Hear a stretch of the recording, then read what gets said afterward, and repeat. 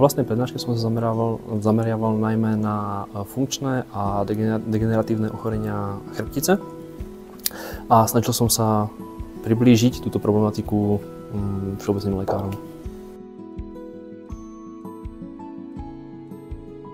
Snaha mojej prednášky bola v tom zvýšiť u mladých praktikov najmä svoju sebaistotu, aby vedeli toho pacienta, aby sa ho nebali vyšetriť, nabrali istotu v tých vlastných vyšetrovacích manévroch a odporúčili následnú terapiu. Na touto zmenou som dlho rozmýšľal a keď sa pozrieme na to aj medzi nami, ľuďmi, keď dostanete nejaký leták v obchodnom centre, kto ho číta? Nikto.